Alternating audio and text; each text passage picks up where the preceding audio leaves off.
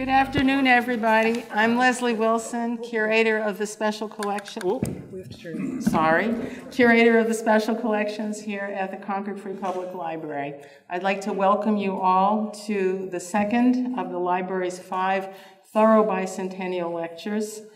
The first was delivered in July by Thoreau scholar and biographer Laura Dassau-Walls as part of the formal opening of the exhibition on view in the gallery upstairs, Concord, Which Is My Rome. Both the exhibition and the lecture series are offered to commemorate Thoreau's big birthday by encouraging exploration of his complex relationship with Concord. Special collections programs like this one are possible through the support of the Concord Free Public Library Corporation, the private nonprofit entity that owns, maintains, and establishes policy for the rich holdings of Concord-related materials in the library's special collections. I'm thrilled that Elizabeth Hall Witherell was willing to fly from California to speak as part of the library's Thoreau Bicentennial celebration.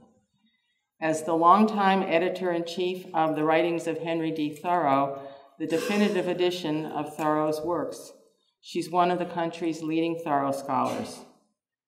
During her tenure, the Thoreau edition has been sponsored primarily by the National Endowment for the Humanities and the University of California at Santa Barbara. The Princeton University Press has published 17 volumes in the series, 8 volumes of Thoreau's journal, 8 volumes of writings, and 1 volume of correspondence thus far.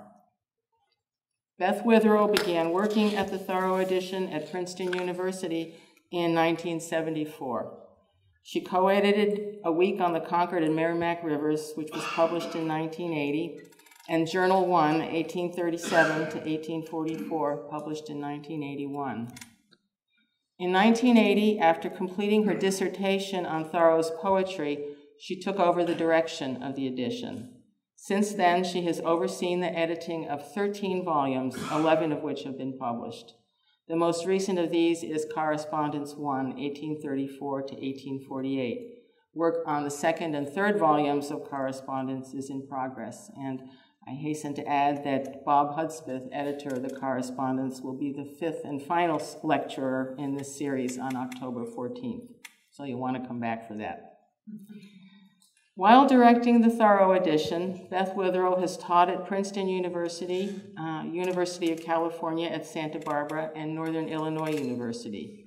She was curator of manuscripts at the Santa Barbara Library for 5 years and assisted the librarian in outreach and fundraising for 2 years. She currently holds a research appointment at University of California at Santa Barbara.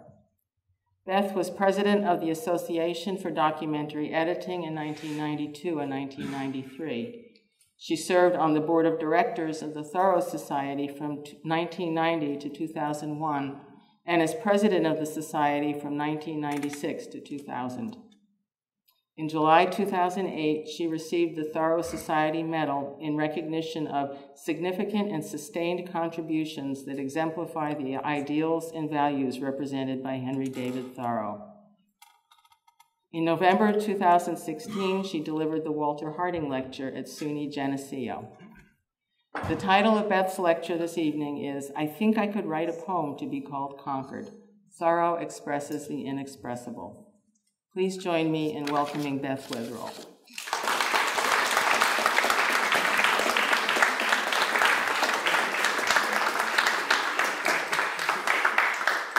Thank you, Leslie. I would come from hell to speak in Concord. And I'm very happy to be here. This has been a great year for Thoreau and for Thoreauvians. Wonderful books and conferences, exhibitions, especially the encouragement to spend some time just thinking about Henry.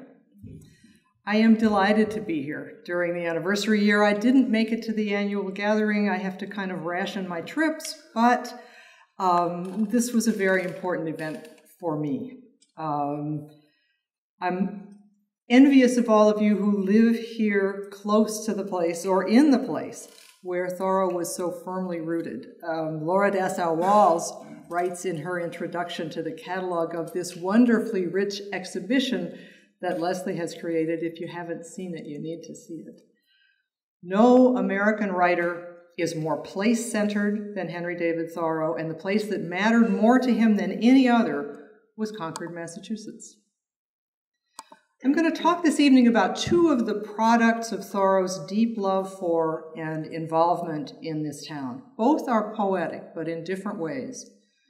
The earlier product is literally poetry, rhyming, written in stanzas.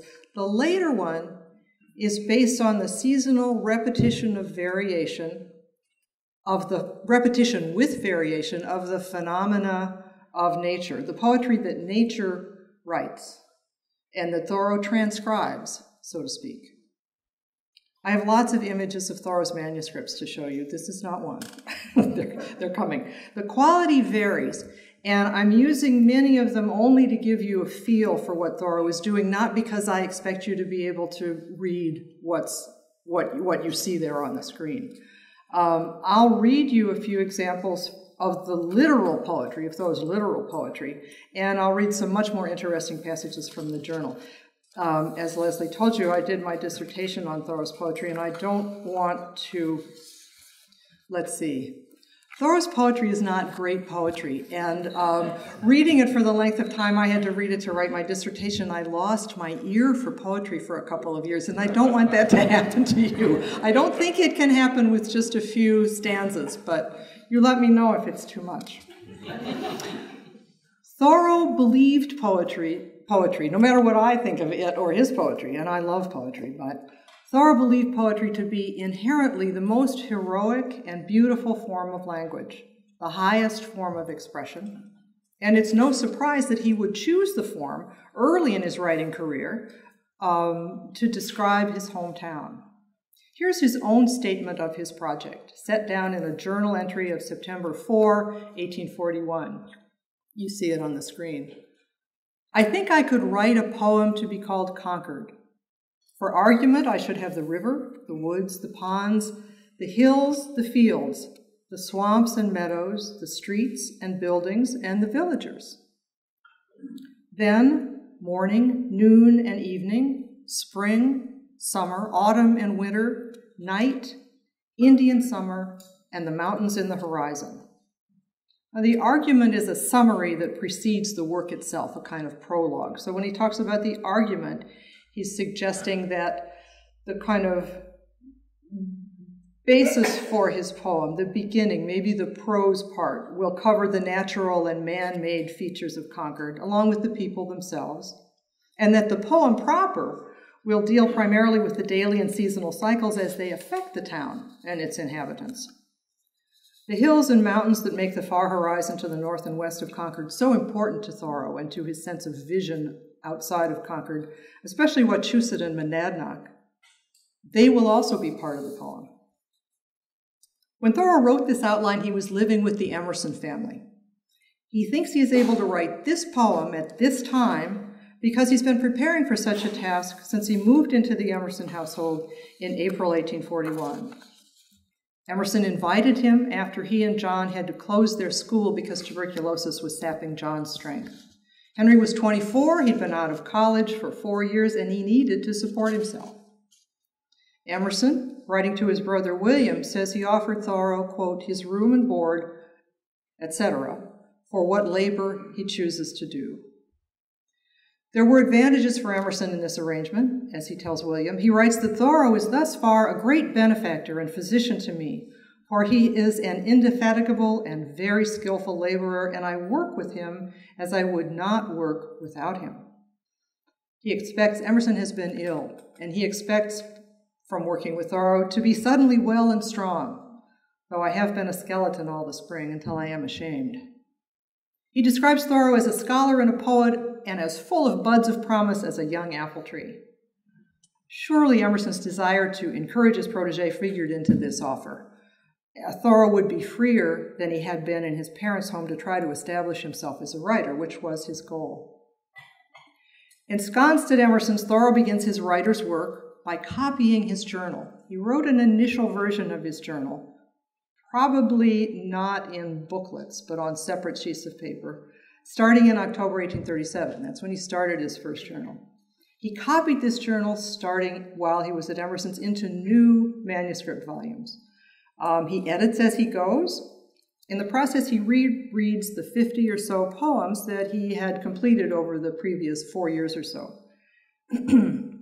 He also reads, for the first time, Sir William Jones's translation of The Institutes of Hindu Law, or The Ordinances of Manu.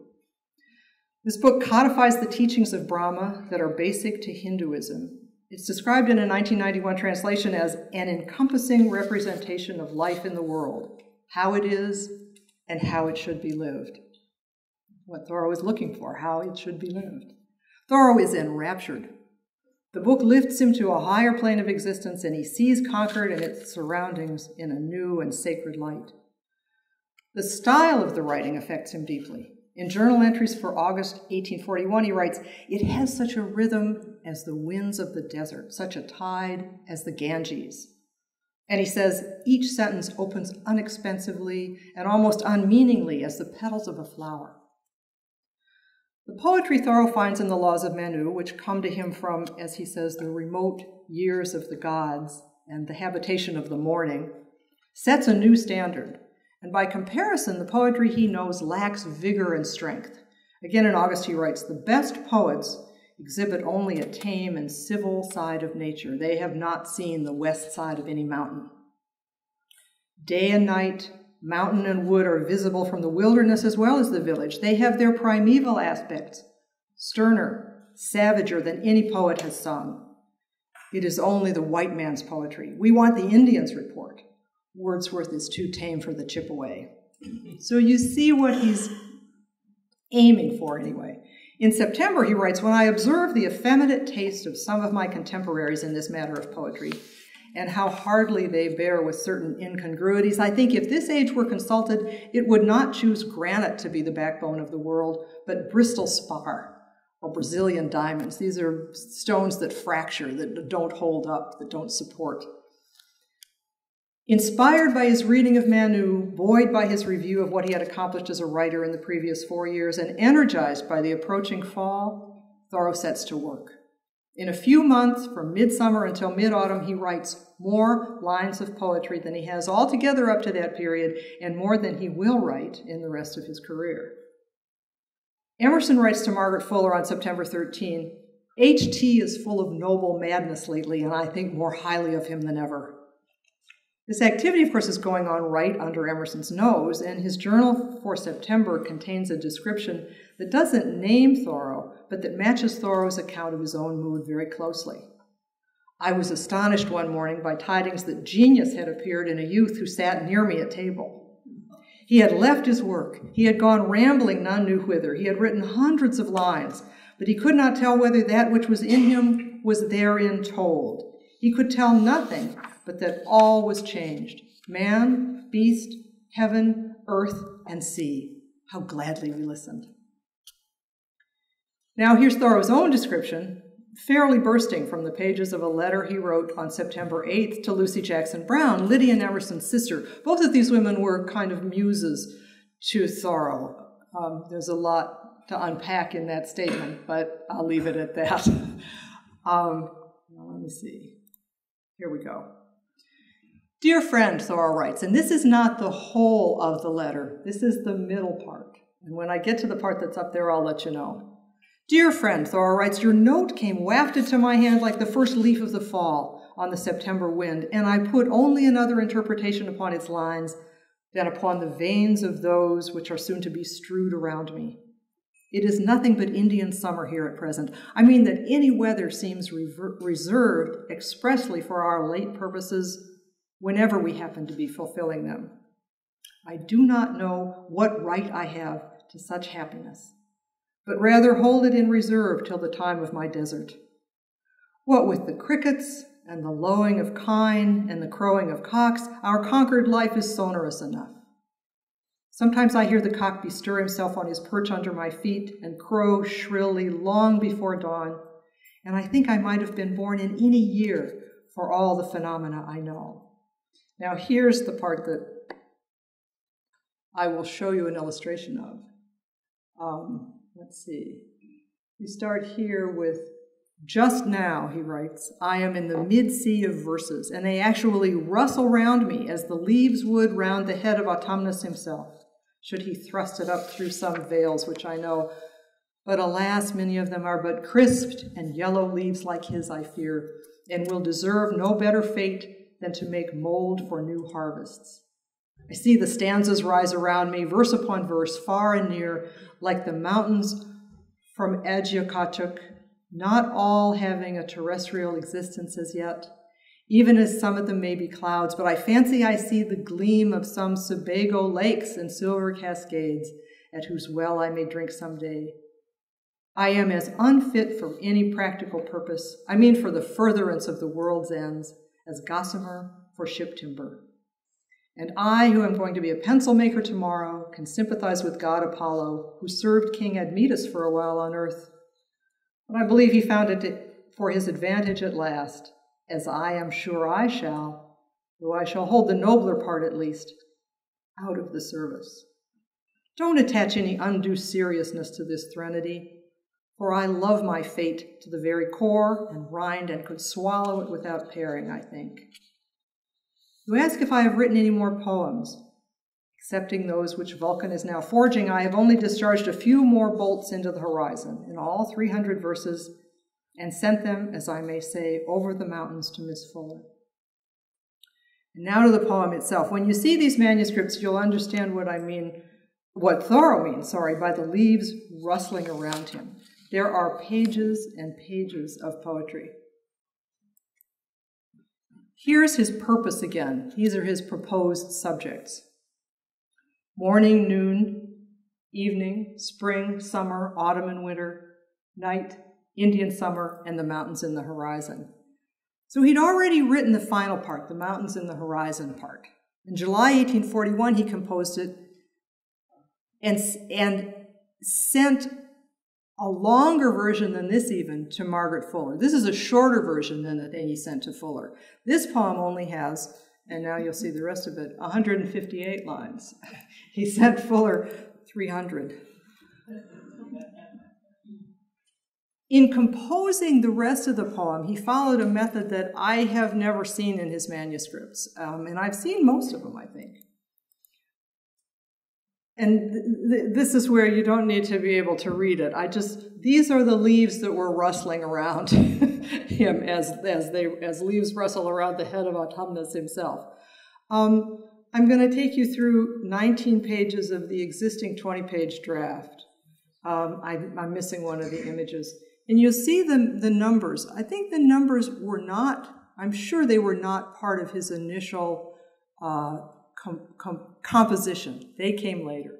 So here are the leaves that are rustling around him. You see there's 3, there's the other side of 3. He's reusing paper. All his life he reused paper. There's number 4. Even if you can't see that it's words, you can probably see the numbers there. There's number 5, 6, 7, 8 is the one I'm missing a picture of, 9. There's the other side of 9, but there's some poetry above and below it. There's 10. There's the other side of 10. There's 11. You can hardly see the 11, but there it is. There's 12. Other side of 12. Some attempts to do some rhymes above. That's 13, I think, and the other side of 13. There's 14. So, all these pages I set up to show you following the order of Thoreau's large numbers. But I think when he was composing, he just let the stanzas flow, filling page after page about autumn, the experience of inspiration, the task of the poet. He worked with these stanzas, revising and rearranging them to create fair copies of several poems with separate titles. 1 describes the condition of inspiration. 3 are on topics included in his poetic plan. Morning, the transition of summer into autumn, and autumn itself. Now I'm going to show you the fair copies, which came out of this draft that I just showed you, but not in the order in which I showed it to you. So inspiration is the first one. It exists in 2 versions. This is an attestation that it's in Thoreau's hand by Sophia. And here's the second version. The second version's better organized, and it's more concise in conveying the experience of inspiration. I'm going to read the first 4 stanzas. Hold up your hands if it's too much, to give you a flavor of the poem. Whate'er we leave to God, God does and blesses us. The work we choose should be our own, God lets alone. If with light head erect I sing, though all the muses lend their force, for my poor love of anything, the verse is weak and shallow as its source. But if with bended neck I grope, listening behind me for my wit, with faith superior to hope, more anxious to keep back than forward it, making my soul accomplice there, unto the flame my heart hath lit, then will the verse forever wear.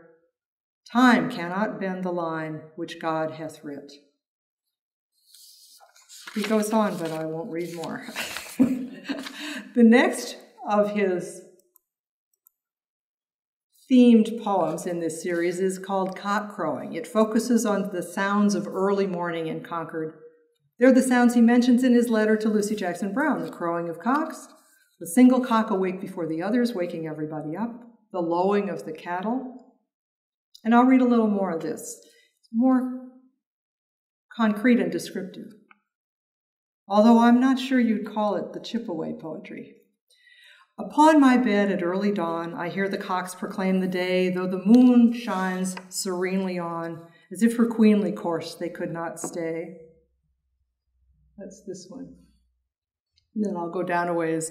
One, this is one of the cocks, on more distant perch, more clear but fainter, brags him still. But he promises, I fear, more than his master's household will fulfill. Some wakeful steer, hear the lowing cows, exalts his trump afar o'er the sonorous ground, and with a sounding eastern pomp it grandly marcheth the horizon round, invades each recess of the wood, awakes each slumbering bird, till every fowl leads forth her brood, which on her nest the tuneful summons heard. Methinks that time has reached his prime. Eternity is in the flower. I hear their faint, confused chime, now ushering in the sacred hour. Then we have,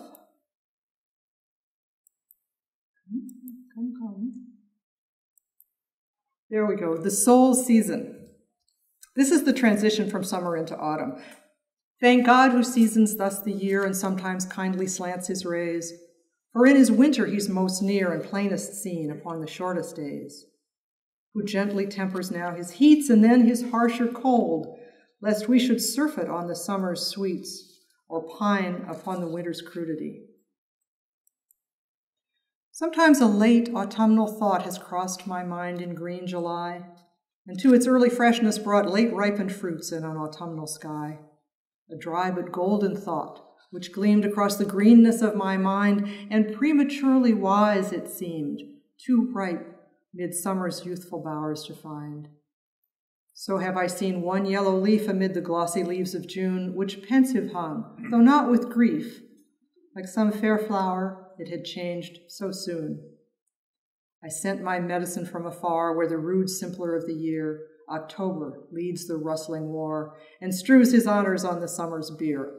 Autumn was Thoreau's favorite season. That's basically what he's saying, in many, many words. And in the fall of the leaf, and the fall of the leaf is an image that Thoreau uses over and over and over again. You find it in his journal, you find it in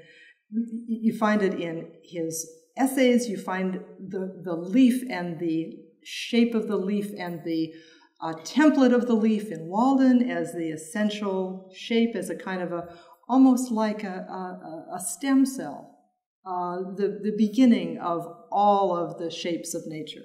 So the fall of the leaf in 2 versions presents the sights and sounds of autumn and their effect on the poet. There's one version. The evening of the year draws on, the fields a later aspect wear, since summer's garishness is gone, some grains of night tincture the noontide air. He goes on to speak about the air, wave upon wave, a mellower air at length floods all the region. I hear the cricket's slumberous lay. He writes about small birds migrating. The moon is ripe fruit in the sky, which overhangs her harvest now. The sun doth break his stem well nigh. From summer's height he has declined so low. The jay screams through the chestnut wood. The crisped and yellow leaves around are hue and texture of my mood, and these rough burrs, my heirlooms on the ground. The threadbare trees, so poor and thin, they are no wealthier than I, but with as brave a core within, they rear their boughs to the October sky. Now then he writes a longer version of The Fall of the Leaf. It contains all but 2 of the stanzas, that's this one, that are in the shorter version, as well as 5 stanzas of cock-crowing, 8 of the 9 stanzas that make up the sole season, and 1 stanza from inspiration, and 8 new stanzas. So he's working towards something bigger. He does a lot of rearranging in this one. And again, I won't read from this one, but again, I'll show you so you have an idea of how many pages of paper there were around him, and how it must have inspired him to see all this product that he had made. Now,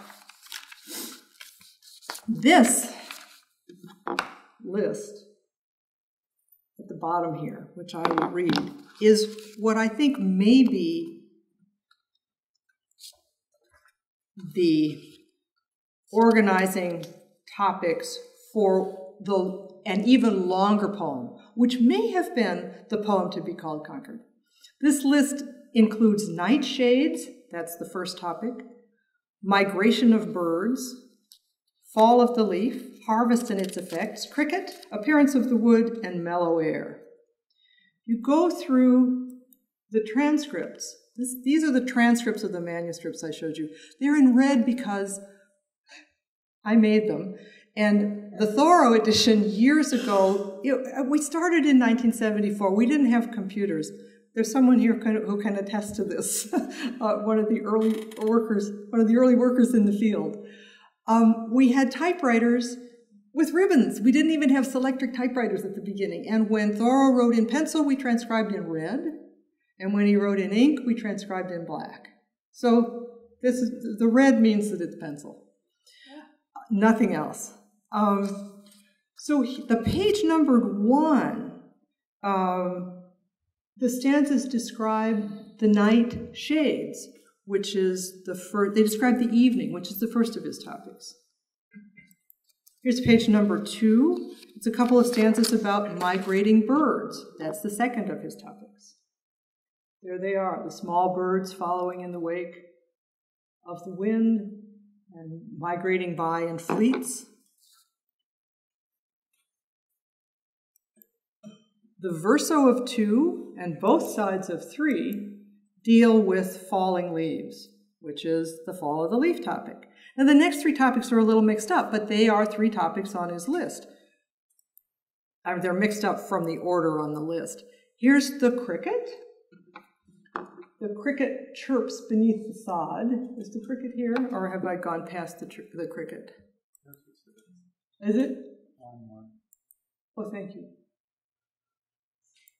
Oh, here's the cricket. The cricket's on 4. That's right. The harvest is on 5. The harvest rattles in the wind. And finally, the mellow air.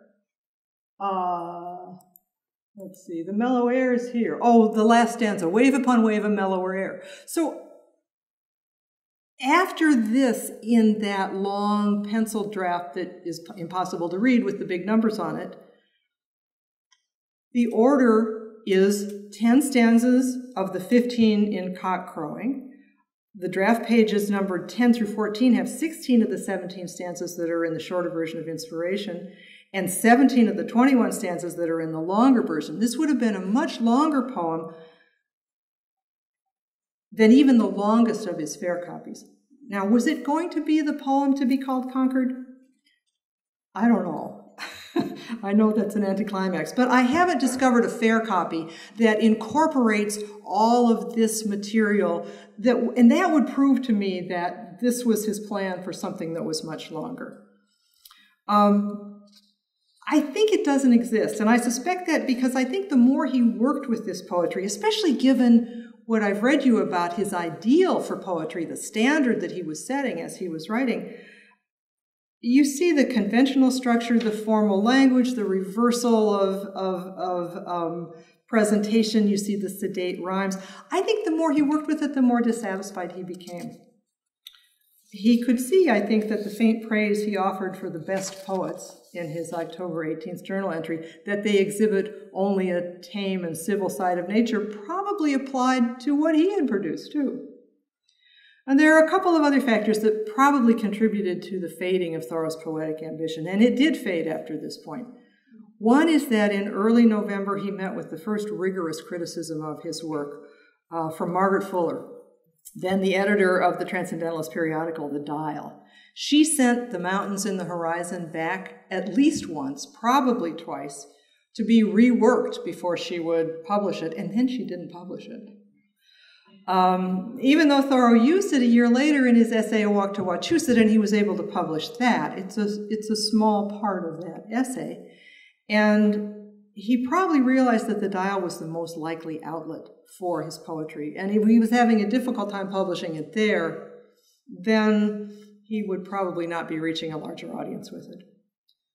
Another factor is that in late November and early December of 1841, I think after he had done this drafting and copying, he was in the Harvard Library copying poetry from Alexander Chalmers' 21-volume collection, The Works of the English Poets, from Chaucer to Cooper. He filled nearly 300 pages in 4 notebooks with notes on and extracts of English poetry for an anthology he hoped to publish. But instead of being stirred and motivated by what he was reading, as he had expected, he found himself disappointed. This may be an echo of his reaction to his own poems. 2 comments in a journal entry for November 30th distill this disappointment. When looking over the dry and dusty volumes of the English poets, and I have to say, this is from a dealer's catalog, so they're not dusty, they're probably dry, but they've been cleaned up a lot. But he's pulling them off the shelves at the Harvard Library, and they probably haven't been off the shelves in a while. When looking over the dry and dusty volumes of the English poets, I cannot believe that those fresh and fair creations I had imagined are contained in them. English poetry from Gower down collected into one alcove, and so from the library window, compared with the commonest nature, seems very mean. I can hardly be serious with myself when I remember that I have come to Cambridge after poetry. And while I am running over the catalog and collating and selecting, I think if it would not be a shorter way to a complete volume, to step at once into the field or wood with a very low reverence to students and librarians. Thoreau's projected anthology and his projected poem of Concord met similar fates. He never published an anthology, although he continued to use those notebooks year after year, not only to add material to, but also to revert to and read. But he never published an anthology, and of the many stanzas of verse he composed in fall 1841, he chose to publish only 18 lines. 8 years later, he included them in his first book, A Week on the Concord and Merrimack Rivers. The lines are all from inspiration. He didn't publish any of the other material. Publication, though, as he wrote in A Week, is not the most important test of either quality or significance. Maybe there's a little justification here, but I'll read it. The true poem, he wrote, is not that which the public read. There is always a poem not printed on paper, coincident with the production of this, stereotyped in the poet's life. It is what he has become through his work. By that criterion, Thoreau's endeavor was a success. Through his work on poetry, his own as well as that of others, he became a much better writer of prose, a transcendent writer of prose.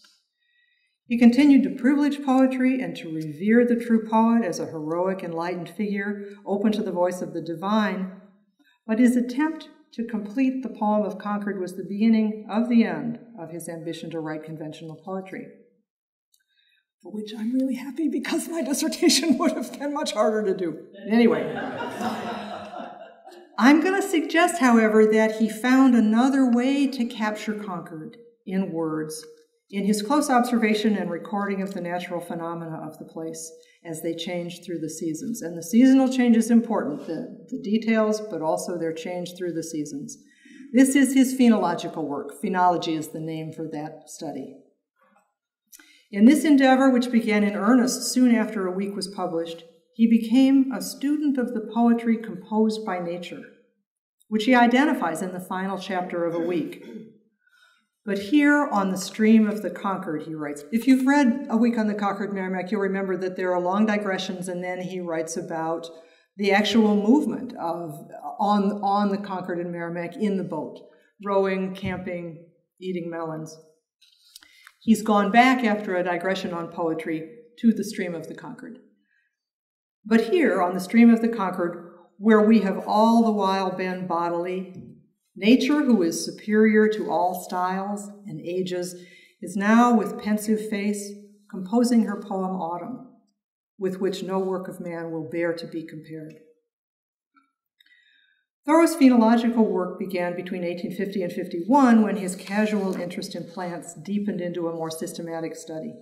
He knew the names of most Concord species, but as he describes his new ambition in a journal entry written several years later, he wanted to become more knowledgeable in the habits of particular plant species as well as of individual plants. He writes, I soon found myself observing when plants first blossomed and leafed, and I followed it up early and late, far and near, several years in succession, running to different sides of the town and into the neighboring towns, often between 20 and 30 miles in a day. I often visited a particular plant 4 or 5 miles distant, half a dozen times within a fortnight, that I might know exactly when it opened, besides attending to a great many other plants in different directions, and some of them equally distant at the same time. Thoreau's observations encompassed other phenomena that could be studied in Concord and the surrounding area as well, including birds and, as he said, whatever else might offer. From 1851 through 1861, his journal records the arrival and departure of various species of birds, the depth of snow in various locations on different dates, changes in the colors of leaves in autumn, freezing and thawing of Walden Pond, the Concord River and other bodies of water, the composition of birds' nests, and other events that allowed him to understand the nature of Concord in the context of seasonal change. In April 1852, this is the third spring of his systematic study, which became more and more systematic as time went on, but Thoreau records a pivotal moment in his journal. He writes, for the first time, I perceive this spring that the year is a circle. I see distinctly the spring arc. Thus far, it is drawn with a firm line. In the paragraph that follows, he poses a series of questions that will shape his phenological work during the next 9 years. Here are his questions. Why should just these sights and sounds accompany our life? Why should I hear the chattering of blackbirds? Why smell the skunk each year? I would fain explore the mysterious relation between myself and these things. He is at the center of these observations. He's not being objective. He's being objective in the sense that he's as precise as he can be, but he always acknowledges himself as the center of these observations that he's recording. I would at least know what these things unavoidably are, make a chart of our life, know how its shores trend, that butterflies reappear and when, know why just this circle of creatures completes the world. Can I not, by expectation, affect the revolutions of nature, make a day to bring forth something new? And I think he means something new in the sense of his understanding. 10 weeks after this April entry, on July 2nd, he declares 1852 his year of observation. The activity he undertook during this year was demanding. He throws himself into it. His journal entries for late spring and summer in this year, 1852, include almost 20 lists in which he records the growth, blossoming, prevalence, and persistence of flowers, the leafing of trees, the migration and appearance of birds, the lichens he saw, and miscellaneous observations, which include weather, the ripening of fruits and berries, the color of specific fields, and the behavior of birds, insects, and reptiles. To give you an idea of how he threw himself into this work, as I showed you how he threw himself into the poetry, I want you to see the lists from April through August. And what he did, from April, he recorded what he had observed from April 11th through July 27th. Actually, it may be the 25th, and he miswrites the 27th. But every so often in his journal for this period, you come across a list. And this is a list that records the earliest flowers in the spring. These are flowers from April 11 to April 28. On May 14th, he writes, hastily reviewing this journal, I find the flowers to have appeared in this order since the 28th of April. So he goes on from the 28th of April here. And he also includes some birds. There are some birds. And some insects. There are some insects in this column. And some other general things. Whoops, I went too far. Well, on June 24th, he provides information about what he's seen from May 14th to that day. And then on July 7th,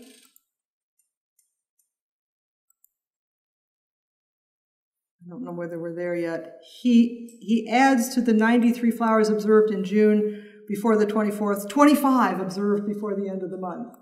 Again, this is to give you a sense. There's the July 7th, to the 93 flowers. He adds these. And then on July 25th, it's flowers observed before June 11th, the following I know or think to still be in bloom. And then there are some that are still common. And then on July 26th, he lists flowers observed between June 23rd and July 27th, although it's the 25th. And he lists the condition of them. He puts one X beside those observed in good season, in very good season. And he puts two X's beside those observed rather early. And an S beside those which have been in blossom for a day or two. And an X, a big X, beside those that have been in blossom some days. And a 0 beside those that have been... I mean, he's got his system, and it's much too highly articulated at this point. But he's just starting, figuring out how to do this.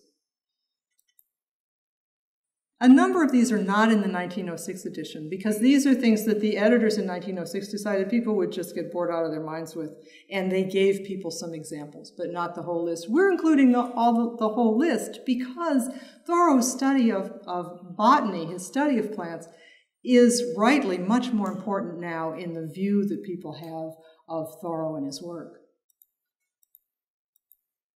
So here are all the lists that he made only in 3 or 4 months. He's at the beginning of a very long project, and he doesn't yet see where it will lead. And you can see how he might feel overwhelmed. He writes in a July 2nd journal entry, at this season, methinks we do not regard the larger features of the landscape. Here he is writing a note about every tiny feature, as in the spring, but are absorbed in details. You are a little bewildered by the variety of objects. He says there must be a certain meagerness of details and nakedness for wide views. So he sees he's narrowing here. And he writes to his sister on July 13th that he has become sadly scientific. I think this has been interpreted fairly narrowly in some cases as a complaint about science. That's not what it is. He's just overwhelmed at this point. He writes to Sophia, I am not on the trail of any elephants or mastodons, but have succeeded in trapping only a few ridiculous mice, which cannot feed my imagination. I mean, I think you can see these as a whole series of mice. I would rather come upon the vast, valley-like spore only of some celestial beast which this world's woods can no longer sustain than spring my net over a bushel of moles. So he is complaining about what he's doing at that point. You've seen not just mice, but moles here. But he persevered. He entered his observations in the journal, and he marked many of them with double virgules over the years for ease of locating them later. He must have realized fairly early on that this method of recording his observations, as we've seen in these pages, was just not tenable. He couldn't keep up stopping writing the journal and recording this kind of stuff. He had to do it differently. Not recording, he kept recording, but aggregating. It was the aggregation that he put off. He explored not only the events of nature, but the relationship between himself and those events, as I said earlier, as you'll see in this example. Now, here's a journal entry for October 26th. And this material down here is what I want to look at. He marks, these are the marks that he used in his journal to indicate material that he wanted to look at again, that he wanted to collect later. He marks not only the flowing sap in the largest oak in the neighborhood, and along with that, the trees that are taking a long time to lose their leaves. And it's real hard to see that because well, let's see, some of it's in pencil there, but he also marks the thickness of the coat he's wearing and the coolness of his fingers. And he also comments on the effect of the cooler weather on the sale of gloves in town. About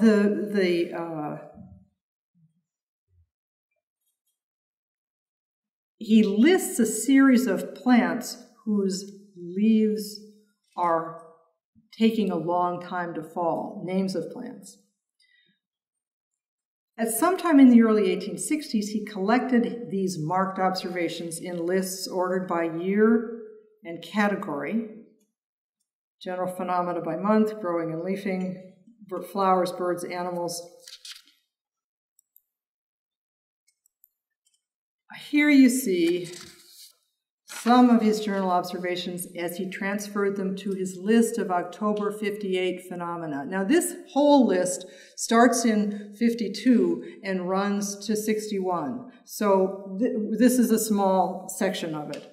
Up here, you've got the date, October 58, continued. He starts October 58 somewhere over here.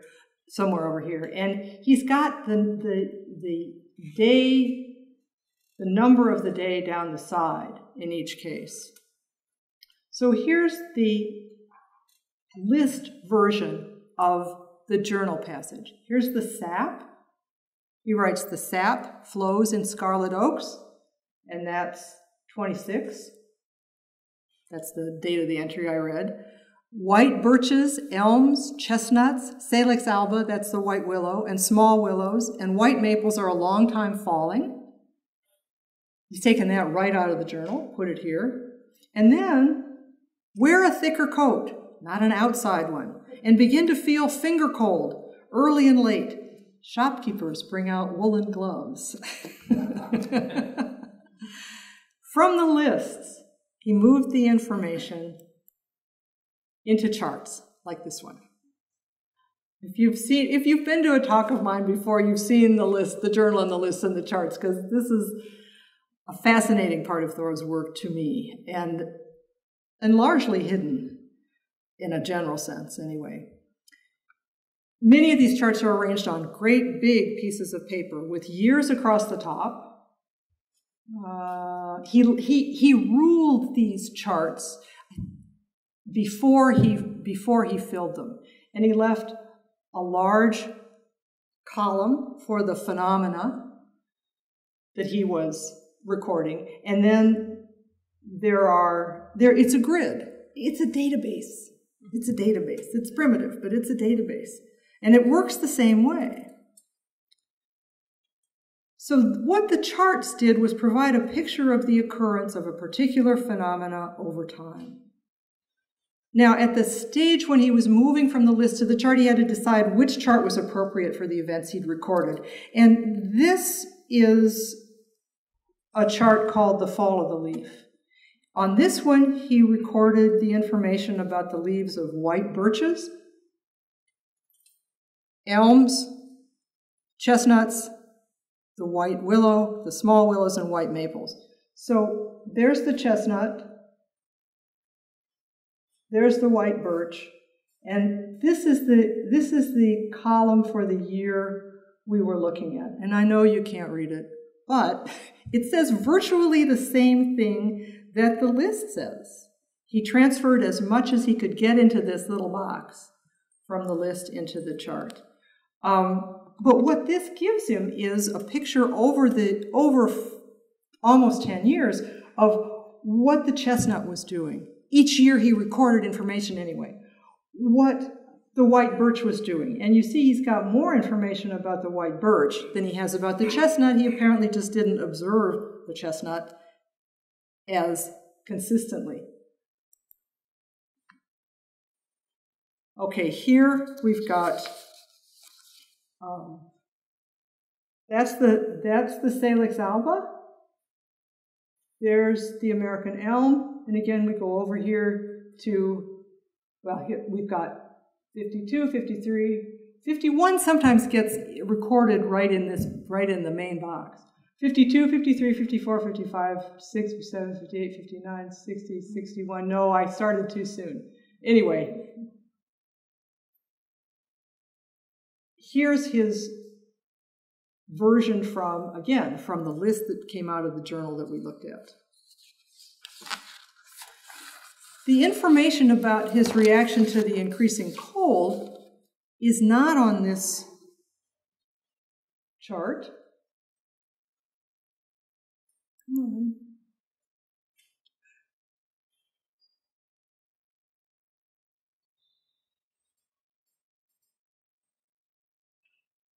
Sorry. It's on one of general phenomena. And one of his categories for the general phenomena for October, this is general phenomena for October. Let me get my years straight here. 52, 3, I'm using the finger, I shouldn't. 52, 3, 4, 5, 6, 7, 8, 59, 60, 61, we're looking at 58. One of the categories for general phenomena that he's recording over the years is where, let's see, what's the name for the phenomena? Wear a thicker coat than thin.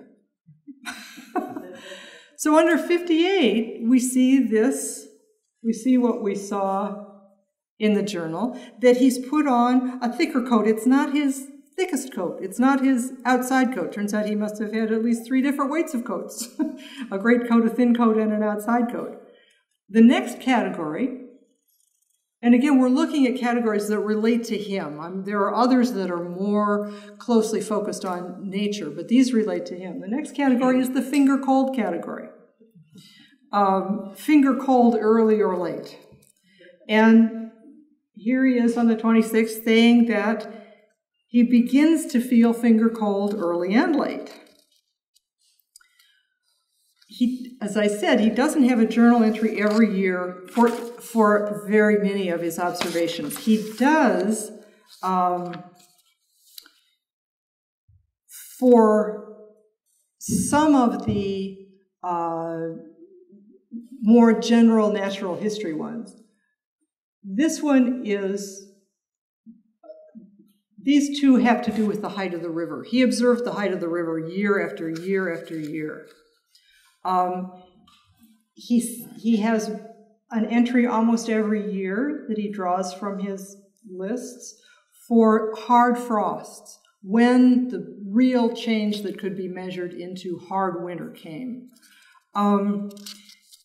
He has an observation every year about gossamer. Gossamer is spider silk, and he was entranced with the spider silk when he saw it floating in the wind, and so he kept track every year of when he saw the most gossamer. He put a tremendous amount of time and effort into this project. There's the second page of it, and I'll leave it there. And this is the October General Phenomena chart. He called this project his calendar with a capital K, and you see that the work involved several stages. He had to observe and record the phenomena, but that was only the beginning. He had to figure out which events were significant for his study, and at the outset, I think he probably recorded a lot more than he used, as you see in the recording in 1852 of the seasons of the flowers. Then he had to figure out how best to organize the information for his purpose. And finally, he had to apply the organization. He had to first copy the information into lists, and then he had to create the charts. I think, as I said, that he believed that he started extracting the journal information into the lists sometime in 1860. And I think the chart making took place in the later summer and fall of 61 after he returned from Minnesota. That was in July, the Minnesota trip that was to invigorate him to restore his health, and that did not. Altogether, there are 17 charts that survive. They compiled data in the categories of general phenomena like this for the months of April, May, June, October, and November. There's a chart for all phenomena of December. There's one for phenomena of winter, one for leafing. There are 3 charts for flowering. There's one for the fall of the leaf. There are 3 charts for birds. There's a chart for insects and a chart for the freezing and thawing of Walden, White's, and Flint's ponds. Most of these include phenomena for dates from 50 through 61. It's not clear whether the gaps that you see in these charts and others represent uncollected data or data that he didn't live long enough to transfer. I mean, summer 61 and fall 61, he's moving toward the end of his life. He died in May 62, so he doesn't have a lot of time left. He may not have been able to transfer all the information he had. And the only way to figure that out, I think, would be to do a sample involving a close study of one category of lists and the charts that resulted to see if things were left out. That wouldn't be definitive, but it would tell me something. So what would he have done with this information had he lived another several decades? The charts are the only substantial end product for the project, but I don't believe they represent all he wanted to do with the data. In fact, I'm sure they don't. They look like the end product because they're as far as he got with the project. He ran out of time, literally, before he could put the information to other use. I don't know what use he would have put it to. I have gone through in my career working on Thoreau enough situations in which people have been convinced that this or that book was going to have been written to make a statement like that myself. I don't know what he was going to do. But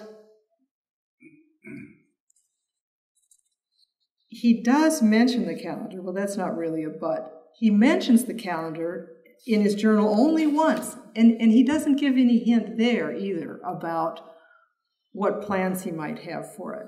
This is in October 1859. He writes, "When I get to Willow Bay, I see the new musquash houses erected, conspicuous on the now nearly leafless shores.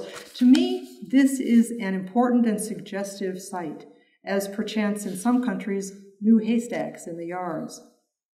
I remember the phenomenon annually for 30 years, a more constant phenomenon here than the new haystacks in the yard, for they were erected here probably before man dwelt here, and may still be erected here when man has departed. For 30 years I have annually observed, about this time, or earlier, the freshly erected winter lodges of the musquash along the riverside, reminding us that if we have no gypsies, we have a more indigenous race of furry, quadrupedal men maintaining their ground in our midst still. This may not be an annual phenomenon to you. It may not be in the Greenwich Almanac or Ephemeris, but it has an important place in my calendar." It's the one instance of that word in his journal. "So surely as the sun appears to be in Libra or Scorpio, I see the conical winter lodges of the musquash rising above the withered pontideria and flags. There will be some reference to it by way of parable or otherwise in my New Testament. Surely it is a defect in our Bible that it is not truly ours, but a Hebrew Bible. The most pertinent illustrations for us are to be drawn not from Egypt or Babylonia, but from New England.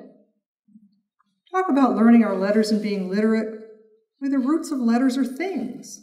Natural objects and phenomena are the original symbols or types which express our thoughts and feelings, and yet American scholars, having little or no root in the soil, commonly strive with all their might to confine themselves to the imported symbols alone. All the time, growth and experience, the living speech, they would fair reject as Americanism. It is the old error which the church, the state, the school ever commit, choosing darkness rather than light, holding fast to the old and to tradition. A more intimate knowledge, a deeper experience will surely originate a word. When I really know that our river pursues a serpentine course to the Merrimack, shall I continue to describe it by referring to some other river, no older than itself, which is like it, and call it a meander? It is no more meandering than the meander is Musketaquiding.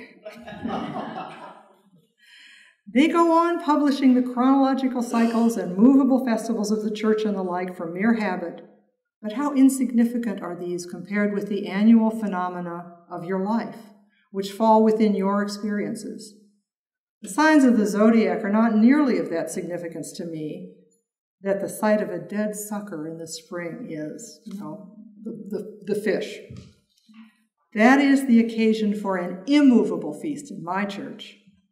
Another kind of Lent then begins in my thoughts than you know of. I am satisfied then to live on fish alone for a season. Men attach false importance to celestial phenomena as compared with terrestrial, as if it were more respectable and elating to watch your neighbors than to mind your own affairs. The nodes of the stars are not the knots we have to untie. The phenomena of our year are one thing, those of the almanac another. For October, for instance, instead of making the sun enter the sign of the scorpion, I would much sooner make him enter a musquash house. The snapping turtle, too, must find a place among the constellations, though it may have to supplant some doubtful character already there. If there is no place for him overhead, he can serve us bravely underneath, supporting the earth. In March 1860 journal entries, Thoreau did use information drawn from his March lists to try to tell the story of a typical March. But, and Laura Walls points this out in her book, after a robust start, the narrative diminishes into a daily weather report. I suspect that he moved to the chart format after that because he had an idea that the charts would yield more or different information. His vision for this project was vast, to explore what he called the mysterious relation between himself and the phenomena of nature. And I doubt that that vision diminished over time. Let me close with my own thoughts about this product of Thoreau's intense involvement with Concord. Like all phenological charts, Thoreau's demonstrate the persistent cycles of phenomena through the passage of time. They present the facts of nature set down as they occurred, but organized so that they reveal cycles of repetition with variation. But thousands of events take place every day, and there has to be some principle of selection. These charts contain the phenomena that Thoreau chose, the events that he saw as important. They have a kind of a numinous quality for me because they distill the Concord that Thoreau experienced from 1850 through 1861, allowing me to view that place at that time through his own filter. I can also imagine Thoreau using the charts as a mnemonic device. He had a prodigious intellectual capacity and a memory to match. He could hold and synthesize details in his mind and allow the syntheses to evolve there. In an April 8, 1854 journal entry, he wrote, "I find that I can criticize my composition best when I stand at a little distance from it. When I do not see it, for instance, I make a little chapter of contents which enables me to recall it page by page to my mind and judge it more impartially when my manuscript is out of the way. He's talking about what he's doing in his mind while he's surveying. He's writing while he's surveying. He's rearranging his writing and perfecting it while he's surveying. When he saw his 1854 note on gossamer in the October chart, and what it says in the chart, which you can't really read, is 31, 1854, a gossamer day on water. November 19th, a gossamer day, not so perfect, he says, as October 31. When he sees that in his chart, I can see it calling to his mind the details that made the phenomena worth noting, as set down in his journal, so he doesn't have to go back to his journal. What he wrote in his journal was, "It is a remarkable day for fine gossamer cobwebs. Here on the causeway, as I walk toward the sun, I perceive that the air is full of them, The air is full of them, streaming from off the willows and spanning the road, all stretching across the road, and yet I cannot see them in any other direction, and feel not one. It looks as if the birds would be incommoded. They have the effect of a shimmer in the air. This shimmer moving along them as they are waved by the wind gives the effect of a drifting storm of light. It is more like a fine snowstorm which drifts athwart your path than anything else. What is the peculiar condition of the atmosphere to call forth this activity? If there were no sunshine, I should never find out that they existed. I should not know that I was bursting a myriad barriers. Though you break them with your person, you feel not one. Why should this day be so distinguished?" I think when he sees that little note in the chart, all of this comes back into his mind, this fantastic gossamer day that he experienced on the causeway. For him, the charts would have been like honeycomb, with each chamber filled with material for his writing. Cycles form the structure of Thoreau's two books, going out and returning, moving through a week on the water, which was condensed from 2 actual weeks, living through a year, which was condensed from 2 actual years.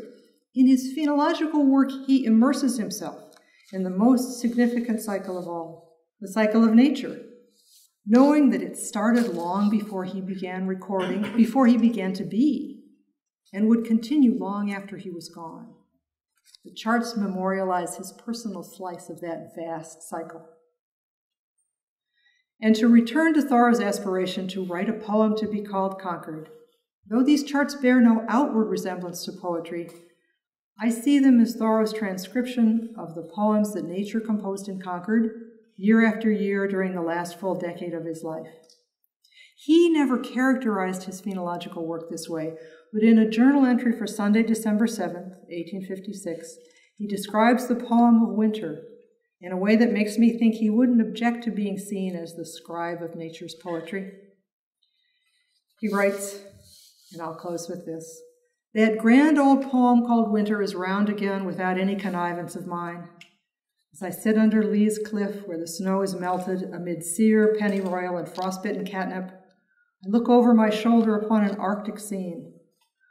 I see with surprise the pond, a dumb white surface of ice speckled with snow, just as so many winters before, or so lately were lapsing waves or smooth reflecting water. I see the holes which the pickerel fisher has made, and I see him too, retreating over the hills, drawing his sled behind him. The water is already skimmed over again there. I hear too the familiar belching voice of the pond.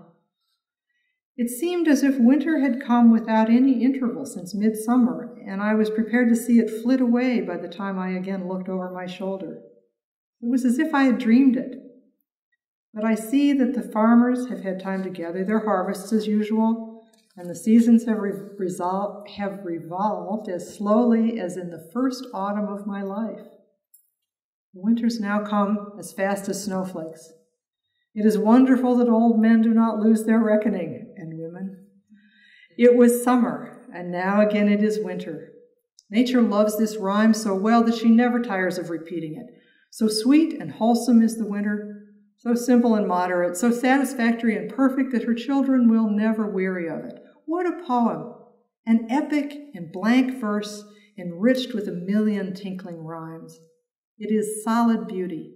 It has been subjected to the vicissitudes of millions of years of the gods, and not a single superfluous ornament remains.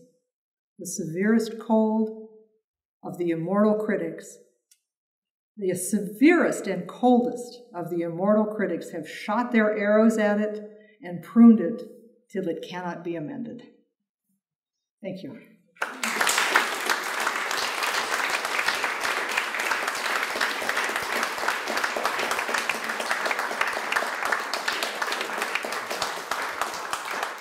Thank you, thank you. I would be happy to take questions, but there are also refreshments, and I've been going on for quite a while. And you had to listen to all that poetry. But if you have any questions, go ahead. I have a poem called Concord. Can I recite it for you? You may. Step up to the microphone. It's called Concord. Concord is the farmland of the soul. Plant yourself here and watch yourself grow, like Emerson and Thoreau.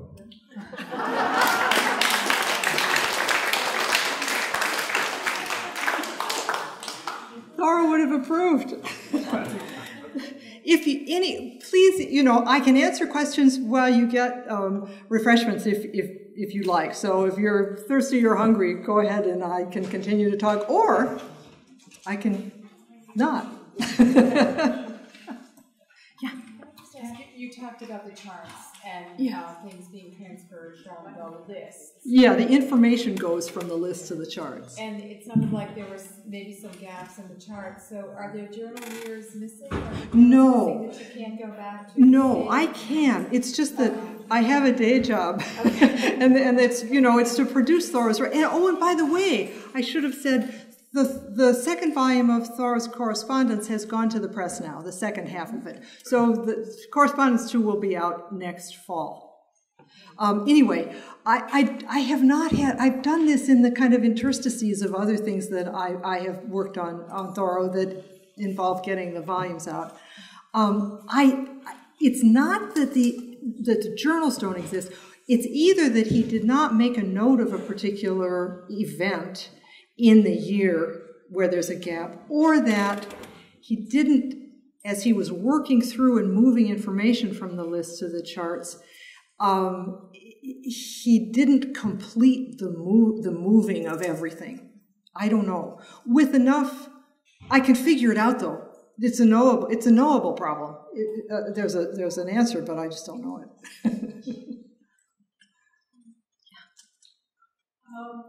I've always seen Thoreau's turn away from poetry and frustration with representation. He looked at the models, they weren't good enough. He himself struggled to represent nature, and he realized that there was a problem with that. And so I see the phonology charts, the journal. There's a place where he's still struggling with representation, but he finds his moment. I agree. I think that, there were poets in the 19th century who were able to find and make new structures. Whitman and Dickinson come to mind immediately, but that was not for Thoreau. That talent, that genius was not in him. So yes, the journal and these lists, which in a sense are a transcription of the poem of nature with the rhymes and the rhythms, but in another sense are still very creative because he had to make the choices. He had to decide what was going to speak to him. It's just too bad he didn't live long enough for us to find out what they would have said, but he didn't. Were you? Yeah, oh, sorry. That's okay. I was intrigued by the way he discerned the temperature, like how heavy a coat he needed. Whether his fingers got cold. Yeah, and there's a beauty to that, but I was curious if thermometers were not around. There were thermometers too, but this was how the cold affected him. And that's, I think, the point of recording that kind of information. Yeah. He's the observer, he's the perceiver, and he can measure, and he does measure the temperature of the air, the temperature of the water. This is a different Yeah. This is a different way to do it, and to measure it by seeing not measure it, but to see the extension of it in the shops around Concord. The heavy gloves are coming out because they want to sell. Yeah, yes. It takes commerce that makes it more poetic. It's hard to write when your hands are cold. Oh, it's very hard to write. Have others used so he had a vision and it's not clear, what that was going to be and how it's going to translate. Have others used the charts? The problem is that the charts have not all been transcribed yet. Kristen Case, who's at the University of Maine, has embarked on a wonderful project to transcribe the charts. Her students help her with this.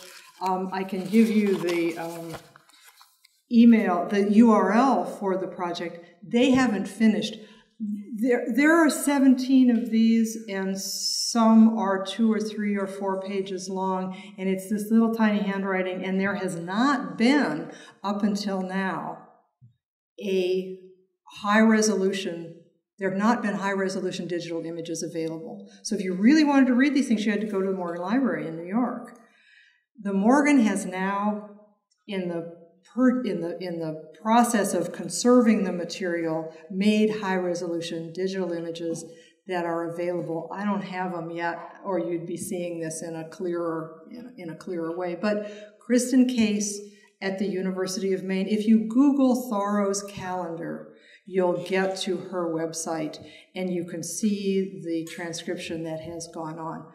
Because it hasn't been available, nobody's been able to use it in any way that really tells us much. So that's to come. Yeah. So I'm really intrigued by what you talked about in the beginning about that year when he wrote more than he had for the rest of his life, and the fact poetry, yeah. Yeah, more poetry, more lines of poetry, well, right? Okay, but like that book that he read about Brahma. Can you repeat the title of that? It's the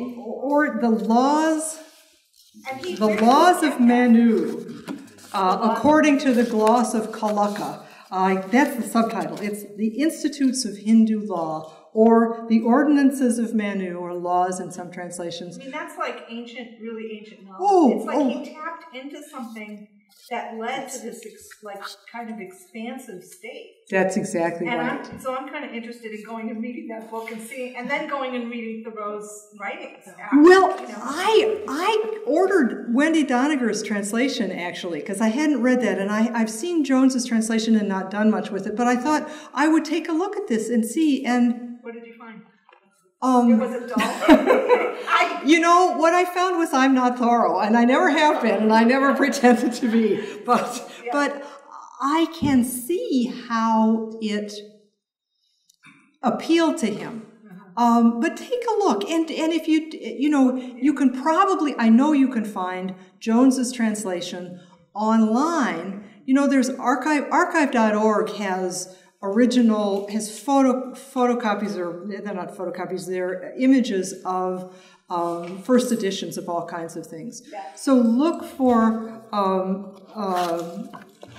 it's kind of like the Brahmin perspective is I am that. It's so much about I and the world are one. Well, and that's what he's taking from it. Mm-hmm. And I may not have spent enough time with it. Yeah. But anyway, the Institutes of Hindu Law, look for Sir William Jones's translation, and let me know if it uplifts you. Yeah. Sometimes it can be dense. It is dense and very detailed. I think he had more acquaintance with Eastern texts than just that. Oh, yes, much more. I think he read the Bhagavad Gita, who's knowledgeable about Buddhism. Much more. Wow. And his friend Thomas Chumley, he had a friend, an Englishman who came to take in the kind of cultural institutions and political institutions of America, to learn about those.